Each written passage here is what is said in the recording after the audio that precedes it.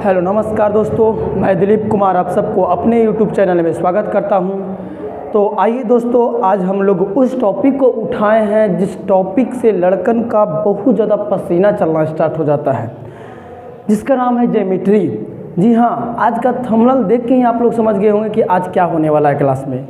जिस प्रकार थंबनेल में लिखा हुआ है कि ज्योमेट्री का मरीज यहाँ मिले, बिल्कुल आप यहाँ आइए और सीख के देखिए कैसा लगता है। ठीक है, तो आप पूरी क्लास को देखिएगा। यदि आप क्लास को आधा देखते हैं और उसके बाद सोचते हैं कि हम तो नहीं सीखे हैं, तो ये गलत बात है। आप पूरा क्लास को देखिए, उसके बाद आप जज कीजिएगा, ऐसे आप नहीं जज कर सकते। ठीक है, चलिए। और पहले एक बात बता दें आज हम कि आज की क्लास थोड़ा लंबा चलेगी, तो आप लोग बिना निश्चिंत के कॉपी और कलम ले करके बैठे। ठीक है, चलिए स्टार्ट करते हैं। देखो बाबू, आज के टॉपिक है ज्योमेट्री, यानी इसको बोलते हैं ज्यामिति। ज्यामिति में पहले आपको ध्यान से सीख लेना है कुछ बातों को। ज्यामिति एक बहुत अच्छा टॉपिक है। ज्यामिति में पहले हम बात करते हैं रेखा के बारे में। रेखा कितने प्रकार के होते हैं, कौन कौन होते हैं, क्या होता है, नहीं होता है, वो देख लेते हैं। ठीक है, देखो, रेखा 3 प्रकार के होता है। एक को कहते हैं समांतर रेखा, दूसरा को कहते हैं प्रतिच्छेदी रेखा, प्रतिच्छेदी रेखा, समांतर रेखा, दूसरा कहते हैं प्रतिच्छेदी रेखा, और तीसरा को कहते हैं संपाती रेखा। संपाती रेखा चला जाए, समझा जाए, सब कुछ ठीक है। यदि आवाज़ हमारा पूरा प्रॉपर आपके पास पहुंच रहा है, अगर क्वालिटी ठीक दिखने में लग रहा है, तो आप एक बार वो लिख के जरा या फिर बेल आइकन को दबा दीजिए, यानी कि आप वीडियो को लाइक कर दीजिए। उस हिसाब से हम समझ जाएंगे कि कैसा आप लोग को महसूस हो रहा है क्लास करने में। ठीक है, एक बार हम भी देख लेते हैं कैसा लग रहा है क्लास।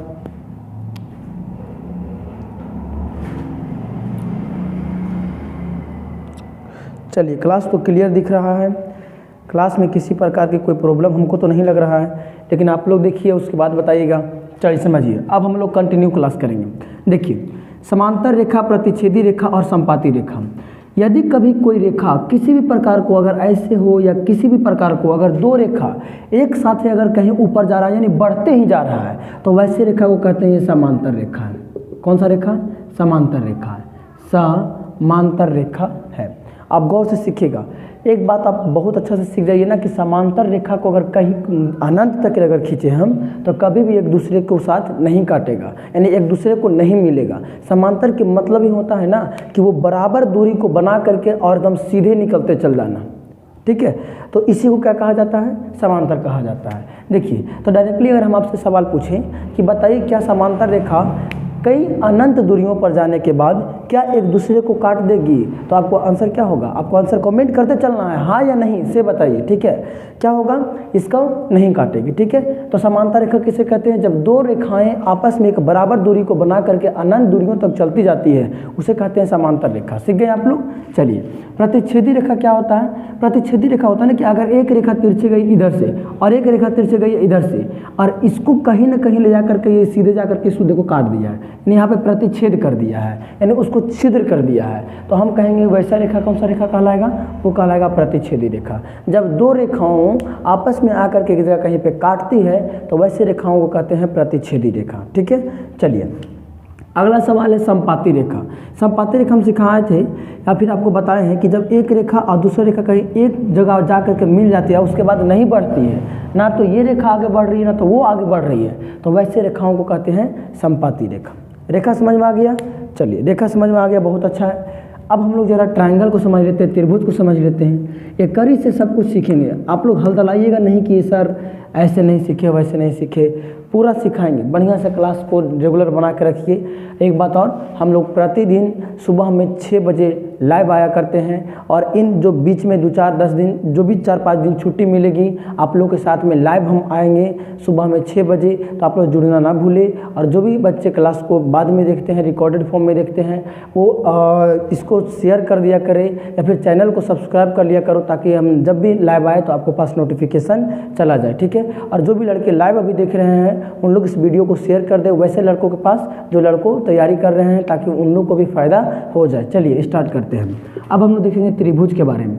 समझो, त्रिभुज भी 3 प्रकार की होती है।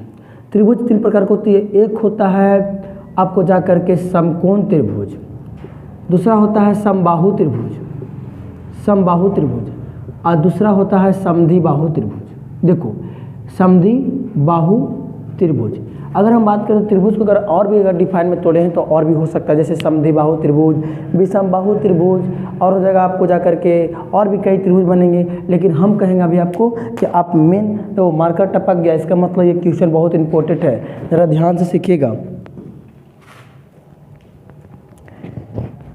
चला जाए तो त्रिभुज कितने बता दिए? 3। समकोण त्रिभुज क्या होता है जरा सीखो। वैसा त्रिभुज जिसका एक कोण 90 डिग्री का हो, जैसे यहाँ ए बोलेंगे, यहाँ बी बोलेंगे, यहाँ सी बोलेंगे।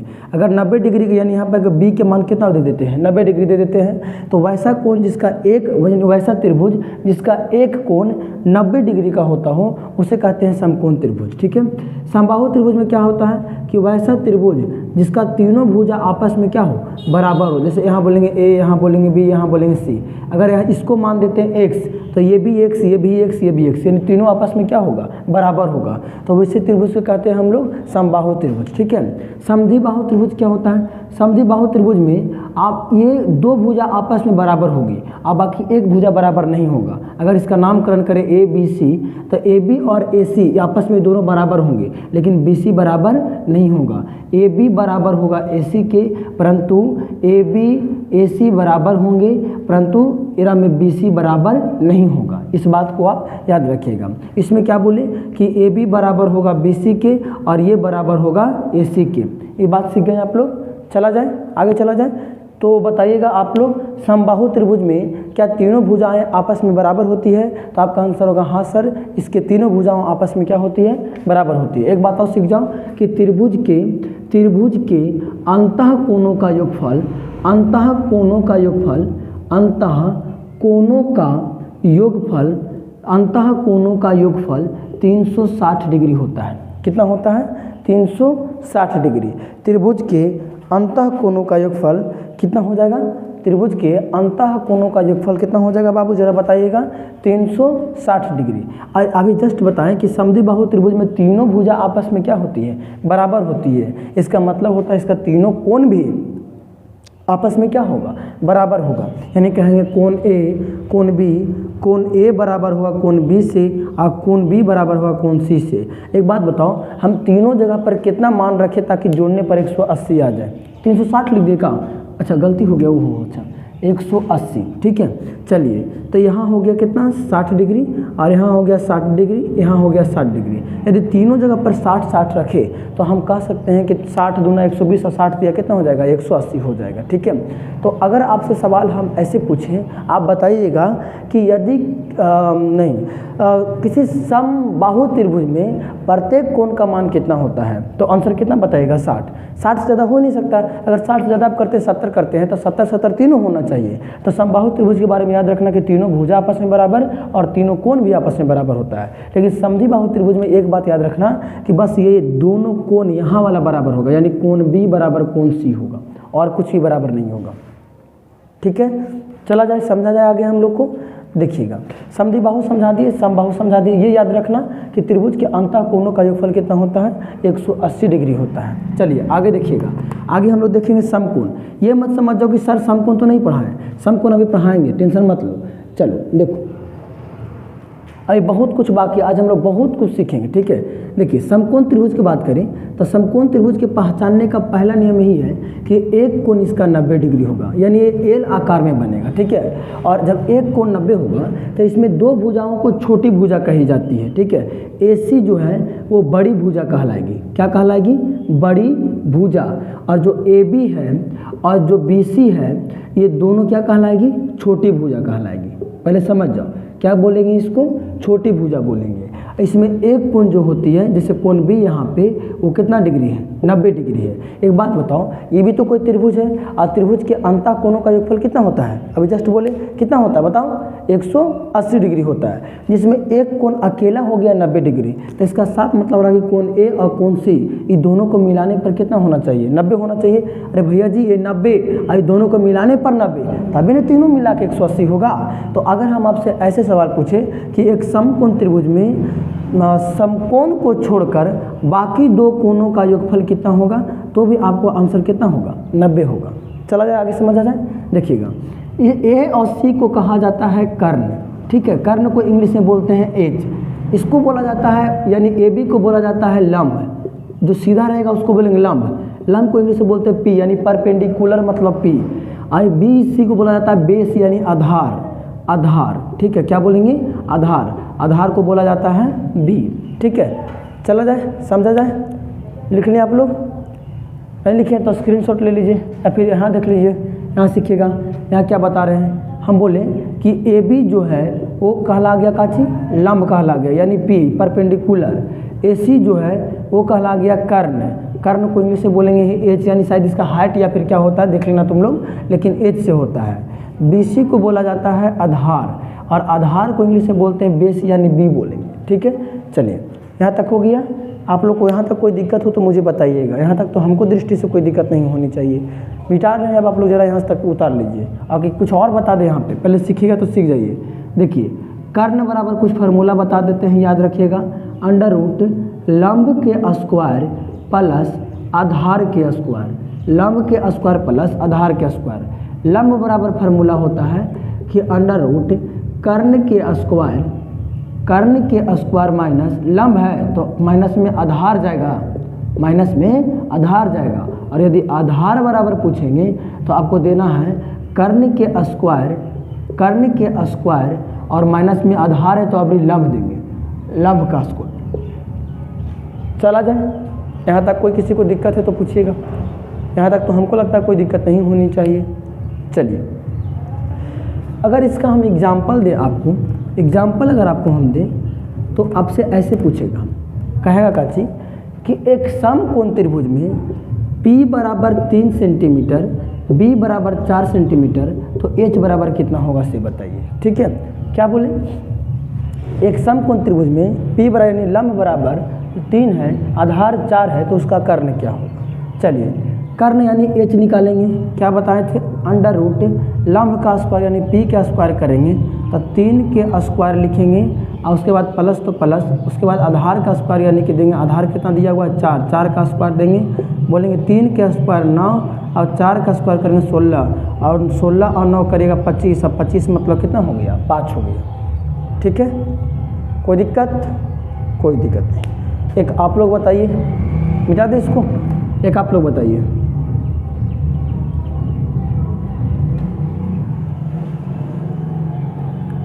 यदि P 12 B 5 तो H कितना होगा, जल्दी बताइए।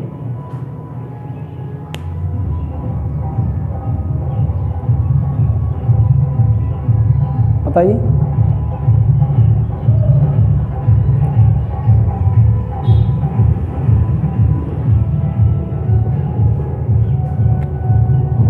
H बराबर अभी जस्ट बताएं, लंब का स्क्वायर यानी P का स्क्वायर, 12 का स्क्वायर की जगह तो 144, B यानी हो जाएगा आधार, ये यानी 125, इसको जोड़ेगा तो 5 4 9 4 2 6 169, 169 कितना का है, 13 का है। हो गया, समझ गए। चला जाए आगे। अब देखिएगा, अब चलते हैं कोण पर। त्रिभुज समझा दिया आप लोग को, अब समझाने जा रहे हैं कोण। कोण क्या होता है, देखो, देखना, सीखना ध्यान से। अब देखना कोण के बारे में। कोण, कोण भी 3 प्रकार के होता है। एक को बोलेंगे समकोण, एक को बोलेंगे न्यून कोण, और एक को बोलेंगे अधिक कोण। समकोण, न्यून कोण और अधिक कोण। अधिक कोण, अधिक कोण होता है या फिर अधिक कोण होता है, आप लोग देख लीजिएगा। देखो, समकोण में होता है वैसा कोण जिसका मान कितना डिग्री हो, जिसका मान 90 डिग्री हो, वो कहलाएगा समकोण। और न्यून कोण में होता है कि वैसा कोण जो 90 डिग्री से कम है। देखो, अगर इधर का मुंह ज़्यादा है, ठीक है, 90 डिग्री से कम है यानी 90 डिग्री बड़ा है, अगर इधर जिधर के दोनों मुंह कर देंगे वो बड़ा कहलाएगा, और जिधर के एगो मुंह रहेगा उधर का छोटा कहलाएगा।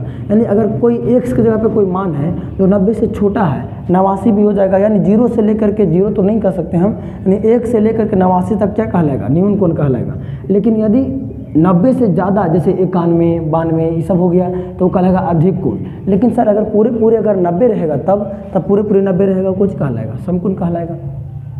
आगे समझ में कौन भी। चलिए हम बताते हैं, आप लोग बताइएगा न्यून कोण है कि अधिक कोण है। ठीक है, कमेंट करके बताइए जल्दी से, हम बोल रहे हैं। चलिए बताइए 45 न्यून कोण है कि अधिक कोण है, बताइए। न्यून कोण है और कि अधिक कोण है, बता दिए। चलिए ठीक है, न्यून कोण सही है। अगर हम बताते हैं आपको 95, तो 95 क्या होगा, न्यून कोण की अधिक कोण, बताइए। 95 हो जाएगा अधिक कोण, लेकिन अगर पूरे हम 90 बोल देंगे तो वो हो जाएगा कौन सी, समकोण। आगे चला जाए, देखिए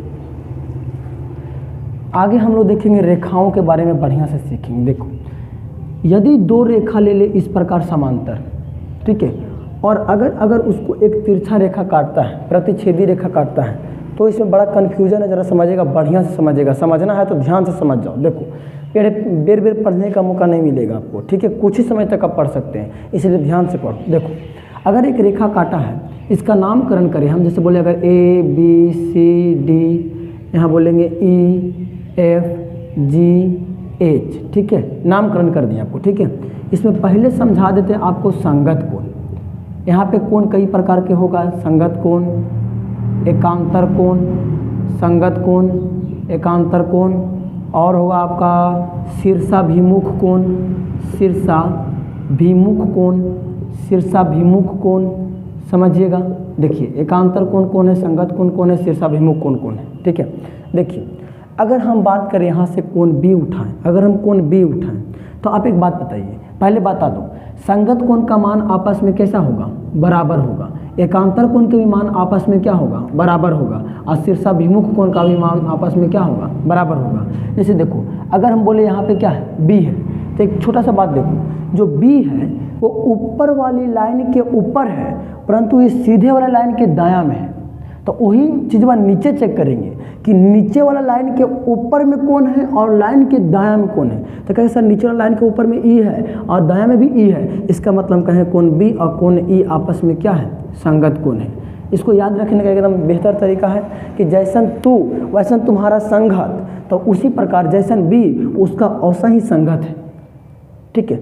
चार कोण को ब्राह कोण कहते हैं और चार कोण को अंतः कोण कहते हैं, इस बात को भी याद रखिएगा।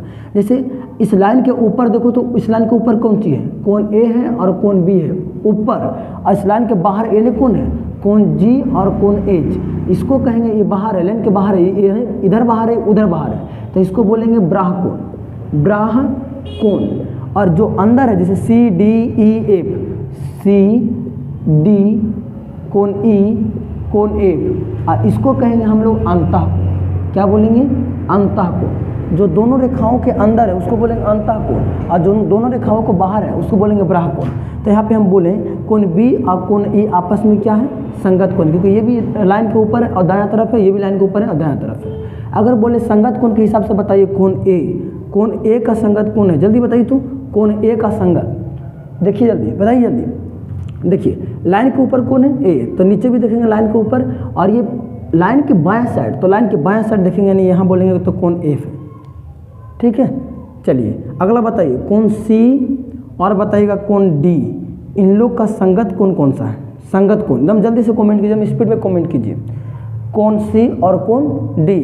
देखिए कोण C लाइन के नीचे है तो इसके लाइन के नीचे देखेंगे, ये राइट में है तो ये लाइन को राइट में देखेंगे, तो यहाँ C, तो यहाँ मेरे पास क्या है H, तो हम कहेंगे डायरेक्टली कि ये क्या है, H के साथ संगत है।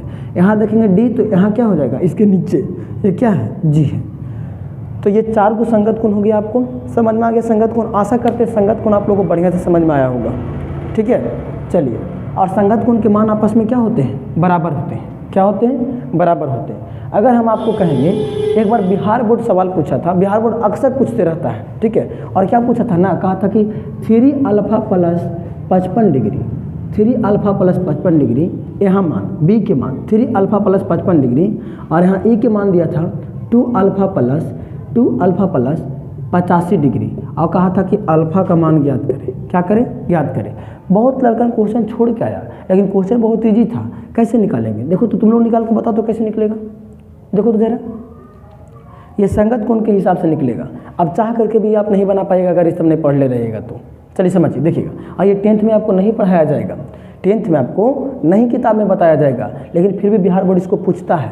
तो आपको अलग से समझना ज़रूरी है। तो जो अगर किसी बच्चे को अच्छा लग रहा है क्लास तो वीडियो को लाइक ज़रूर करे और वैसे वैसे स्टूडेंट के पास भेज दे लिंक को, जो लड़का बिहार बोर्ड की तैयारी कर रहा हो या फिर जिसको ज्योमेट्री धंसता ही नहीं है उसको पास भेज दे ताकि वो सीख पाए, ठीक है, क्योंकि इसमें बहुत अच्छा से समझाया गया है, ठीक ना। चलिए आगे चला जाए। आप लोग बना दिए।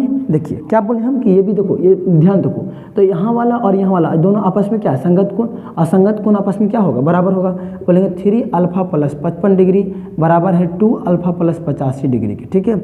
यहाँ 3 अल्फा यानी प्लस में 2 अल्फा, इधर लाओ माइनस में 2 अल्फा, पहले से है 85 डिग्री यानी से जाएगा प्लस में 55, उधर जाएगा तो माइनस में 55। अगर हम बात करें तो 3 गो अल्फा में से 2 गो अल्फा जा रहा था, 1 गो अल्फा और इधर घटाए तो 5 में से 5 गया 10 और 8 में से 5 गया 3, यानी अल्फा का मान कितना हो गया, 30 डिग्री हो गया। सीख गए आप लोग कैसे निकाले से, देंगे निकाल दीजिएगा। चलिए जल्दी कीजिए,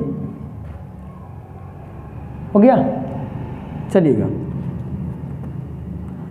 अगला देखिए, अगला निकाल के बताइए, स्पीड में निकालिएगा, एकदम स्पीड में लिखिए और कमेंट भी करिए हमको कि हाँ सर इतना आया। जैसे बोलेंगे हम 4 अल्फा प्लस 82 डिग्री, यहाँ बोलेंगे 5 अल्फा प्लस 90 डिग्री। जल्दी कीजिए स्पीड में।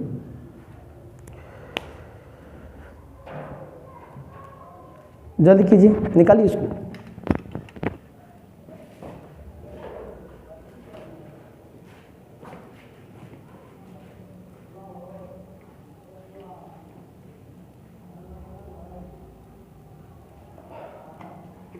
क्लास छोटे के हैं तब से एक बोतल पानी पी चुके हैं, बाहर यार पानी पी जाए आप लोग के लिए। जल्दी कीजिए, आंसर दीजिए।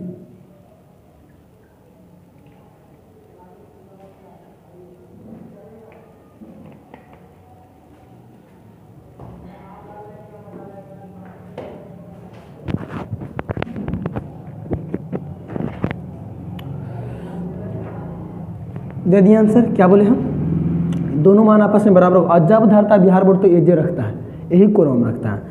बोलेंगे 5 अल्फा प्लस 90 डिग्री और बराबर इधर बोलेंगे 4 अल्फा प्लस 82 डिग्री।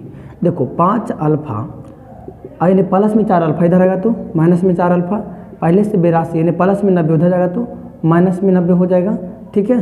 चलिए यहाँ बचेगा 1 गो अल्फा, यहाँ बचेगा माइनस में 8, ठीक है। लेकिन कभी भी कोण का मान माइनस में नहीं होगा। इसको हम डाटा अपन मन से दिए थे, इसको डाटा वहाँ सेट करके देगा। इसको उलट लीजिएगा, इसको उलट लीजिएगा, डाटा वहाँ सेट करके देगा। हम अपना मन से दिए थे ना, वो डाटा सेट करके देगा, सेट करके देगा तो प्लस में आ जाएगा, ठीक है। ठीक है, चला जाए अब आगे। अब देखा जाए एकांतर कोण क्या है और शीर्षाभिमुख कोण क्या है। चलो संगत कोण समझ में आ गया ना। चलिए एकांतर कोण क्या है और शीर्षाभिमुख कोण क्या है इसे देखिएगा। अगर वीडियो अच्छा लग रहा है तो चैनल को सब्सक्राइब भी कर लो ताकि प्रतिदिन आपको हम मिल सके। और प्रतिदिन सुबह में 6 बजे हम इसी प्रकार आप सबको लाइव के रूप में मिलेंगे। होली में कोई छुट्टी नहीं, ठीक है। चलिए आगे चलते हैं। अगला देखेंगे एकांतर कोण। एकांतर कोण उसको कहते हैं जो, देखो अगर बोल के देखो एकांतर कोण यानी एक का अंतर हो। एक बात बताओ, अगर हम बोले तो यहाँ से देखो ऐसे ये ने मुड़ल है, ये ने मुड़ल है, इधर मुड़ा हुआ है, इधर मुड़ा हुआ है, इधर से इधर मुड़ा हुआ है, इधर से इधर मुड़ा हुआ है। अगर गौर करो तो ये वाला कोण अगर ऐसे लिखे ये वाला और इधर से ऐसे घुमा हुआ, ऐसे घुमा हुआ, यानी एफ और सी आपस में मिलना चाह रहा है। यानी अगर इसको हम ये रेखा इस रेखा को निकाल ले सीधे हम तो इस दोनों रेखा एक जगह गिर जाएगा तो एफ और सी आपस में मिल करके गोल बना लेगा। तो हम कह सकते हैं कि एफ जो है, कोण एफ जो है कोण सी के साथ क्या है, एकांतर है, एकांतर है। और एकांतर कोण के मान आपस में क्या होते हैं, बराबर होते हैं। आगे समझ में। चलिए अगर हम बोलेंगे कोण डी का एकांतर कोण है कोण डी, तो डी इधर से घुमा हुआ है तो इसका कोण इधर से बनेगा, यानी बोलेंगे कोण ई। बाहर में देखेंगे तो बोलेंगे कोण ए, इसका एकांतर कोण है बाहर में, तो इधर से घुमा हुआ है तो इसका बाहर एने से मिलेगा कोण एच। इसका बता दीजिए कोण बी का, इधर से कोण जी। आगे समझ में कोई दिक्कत, कोई दिक्कत नहीं। जल्दी कीजिए।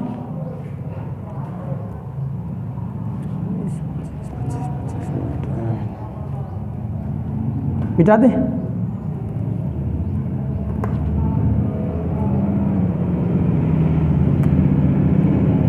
रहा शीर्षाभिमुख कोण।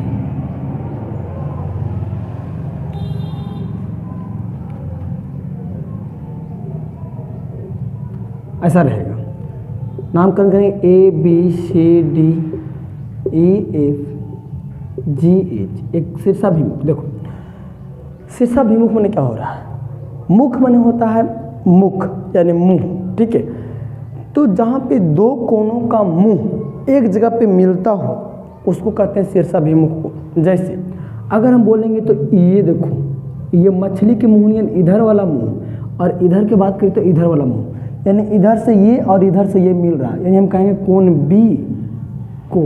बी शीर्षाभिमुख है कोण डी के साथ। अगर कहें कोण ए, तब कोण ए इधर से तो इसका मिलेगा इधर से, बोलेंगे कोण ए किसके साथ है, कोण सी के साथ। आगे समझ में। अगर इधर से कहेंगे कोण जी और इधर से पूछेंगे क्या चाहिए, कोण ई। अगर बोलेंगे ऊपर से कितना है, ऊपर से कोण एफ, तो नीचे से कितना जाएगा, कोण एच। ये सब आपस में क्या है, शीर्षाभिमुख कोण है। हो गया, चलिए मिटा दें। देखिएगा अगला बात, एक छोटा सा बात और सीख जाइए आप लोग कि एक सरल रेखा का मान, एक सरल रेखा का मान 180 डिग्री होता है। नहीं दिख रहा होगा तो इधर लिख देते हैं, होता है। एक सरल रेखा का मान 180 डिग्री होता है। चलिए, अगर सरल रेखा मान होता है सीधा रेखा, अगर हम बोले तो ये देखो, ये सीधा रेखा है, ये सीधा रेखा है, ये सीधा रेखा है ना, हालांकि कहीं पे काटा हुआ किसी को, लेकिन सीधा रेखा तो है। अगर हम बोलेंगे कोण ए बराबर अगर 50 डिग्री है तो कोण बी के मान कितना होगा। सिंपल क्वेश्चन आपसे पूछा जा रहा है कि यदि कोण ए बराबर 50 डिग्री तो कोण बी के मान क्या होगा। देखो बताओ, देखो ये क्या है, सरल रेखा, ऊपर में ए और बी दोनों है, तो ये दोनों मिला के 180 होगा। यानी ए अकेले बोल रहा है कितना, 50, तो बी अगर बोलेंगे तो 180 माइनस 50 यानी बन जाएगा 130 डिग्री। आए समझ में। चलिए अगला बताइएगा, कोण एफ बराबर हो गया 120 डिग्री, तो कोण ई के मान क्या होगा। जल्द से जल्द करो।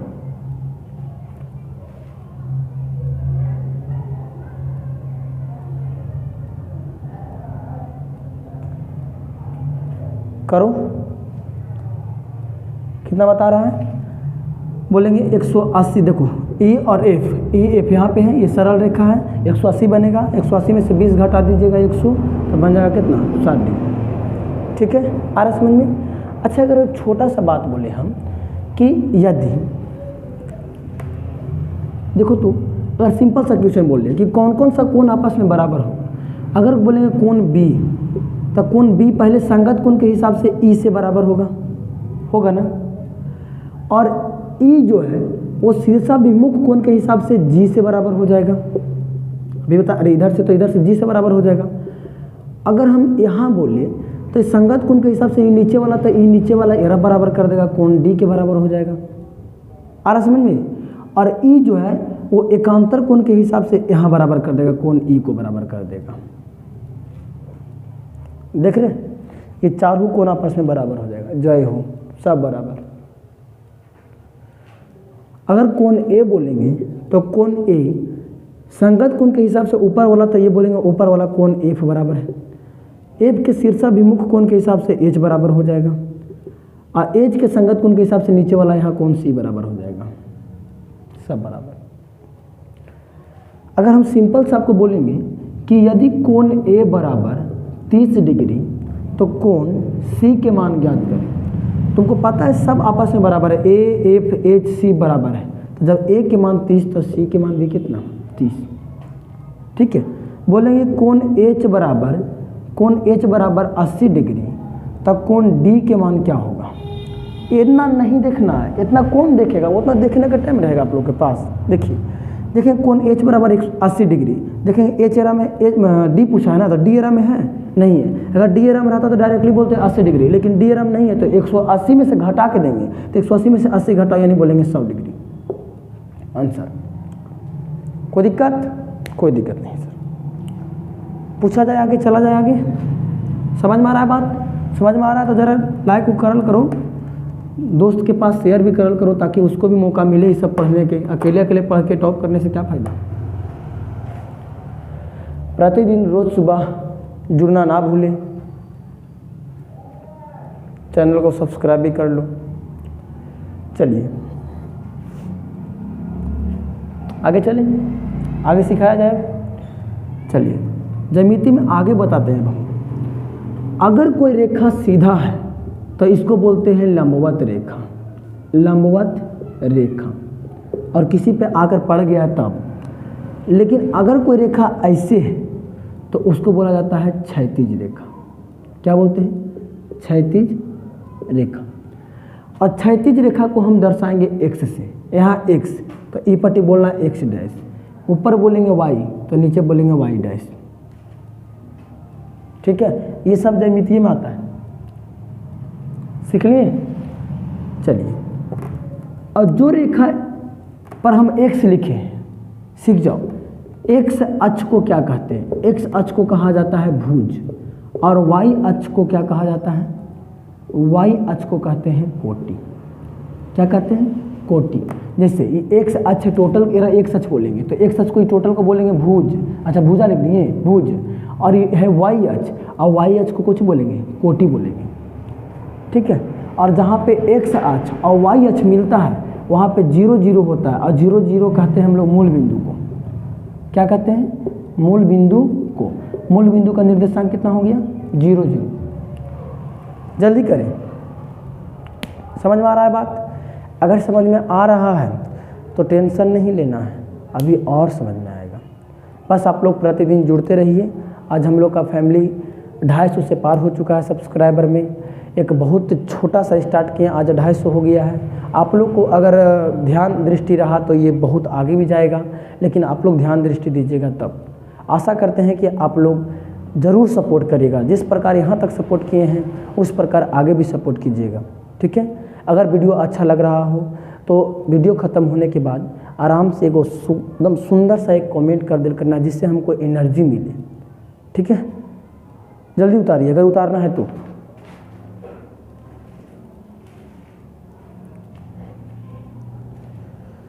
चला जाए आगे, चला जाए। देखो सीखो, देखो ये टोटल को कहा जाता है चतुर्थांश। चतुर्थांश, चतुर्थांश। ठीक है, और इसको यानी जो दायां साइड में है इसको बोलते हैं प्रथम चतुर्थांश। प्रथम चतुर्थांश। इसको बोलेंगे द्वितीय, द्वितीय चतुर्थांश। इसको बोला जाता है तृतीय, तृतीय चतुर्थांश। और इसको बोला जाता है चतुर्थ चतुर्थांश, चतुर्थ चतुर्थांश। सीखिए ध्यान से। प्रथम चतुर्थांश में दोनों प्लस, द्वितीय में पहले माइनस बाद में प्लस, तृतीय में दोनों माइनस माइनस, और चतुर्थ में एगो प्लस और एगो माइनस। ठीक है, चलिए ये बहुत इम्पोर्टेंट है। पक्का कन्फर्म मान के चलो, यहाँ से 2 नंबर पक्का मिलेगा आपको। ठीक है, कहेगा 4 और 3 किस चतुर्थांश में स्थित है, तो तुम डायरेक्टली देखो 4 को पहले कुछ नहीं तो प्लस है, और 3 के पहले कुछ नहीं तो प्लस है, और प्लस और प्लस किस में है? प्रथम चतुर्थांश में। 4 3 प्रथम में है। आगे समझ में? -4 और -3 किस में होगा? हमको नंबर को नहीं देखना है, बस चिन्ह को देखना है। ये दोनों 4 3 को नहीं देखना है, बस चिन्ह को देखना है। पहले माइनस बाद में भी माइनस, और माइनस माइनस किस में है? तृतीय में। आगे समझ में? आप लोग कमेंट कीजिए। -3 और 4/3 किस में है? जल्दी कीजिए।